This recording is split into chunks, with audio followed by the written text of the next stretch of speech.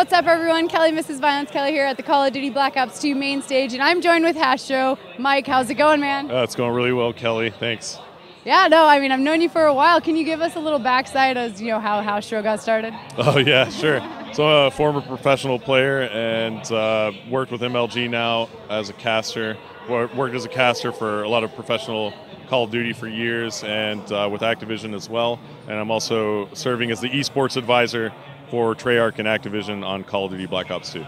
Well, that's just what Call of Duty needed, was a little bit of pro insight as to how this game is supposed to be played professionally. So there is some new stuff in the game, score streaks, how you liking them? Tell us a little bit about it. Yeah, there's some great things that we've implemented into Black Ops 2 that kind of better esports a little bit. Score streaks have been an awesome addition, actually. A lot of people like to watch that and spectate the players using the same gear that they're going to be using in public games and whatnot. So it's definitely helped with making the game a little more entertaining to watch, and it's definitely evident there are a lot more people watching Call of Duty now as an esport.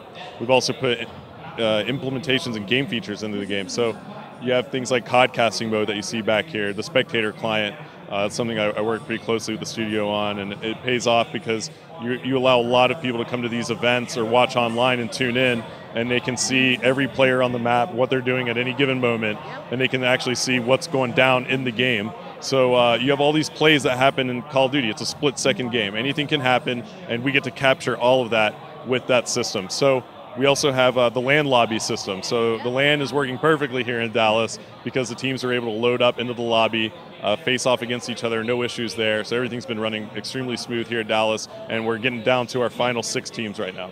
Yeah, it's coming down to the wire. The pro teams, as you guys can see, Optic Gaming versus Complexity on main stage.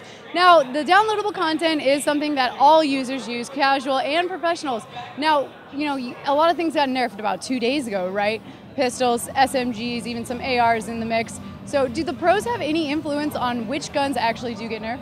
Well, I think the influence comes from the entire community. I think the studio makes a good decision based on some of the math that comes in, the data. Lots of data is coming in, data streams off of what guns are the most successful. You can see the KDs for each weapon and attachments attached to them and different things like that. So some of the feedback comes from the overall community mainly, and then some of these guys who are professional players, the esports side, they take a look at that and make sure that they're tuning the guns in the game constantly to make sure that the playing field is as good as it can be and as balanced as it can be. So that title update that came through fixed a lot of things, and we batched that together with some of the tuning with the weapons, and the Treyarch's doing a great job of just supporting esports and supporting the community of players over and over by tuning and balancing the game.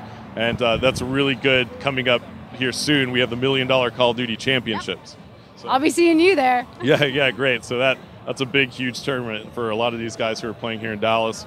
Our teams here, we had 8 teams qualify out of Dallas and 8 teams out of league play. You had 8 teams coming from Europe and then all across the other world in different regions. So that's going to be a huge event, and we want to make sure that the game is going to be played at the highest level.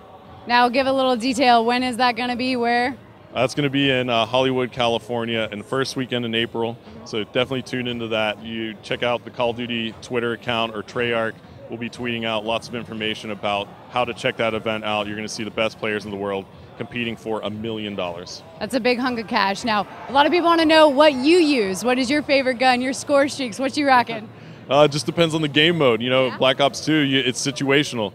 Any game type that you're going to go into play, you have to kind of set up some classes for specifically. That's how you get better at the game. So typically my favorite weapon is the MSMC.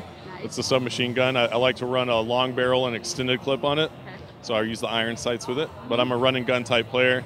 I like to run quite a bit with extreme conditioning and lightweight because I like to rush a lot. But I also like to play the objectives. So things like hardpoint, I'll roll with flak jacket and tac mask so none of the grenades can take me off the objective. Awesome.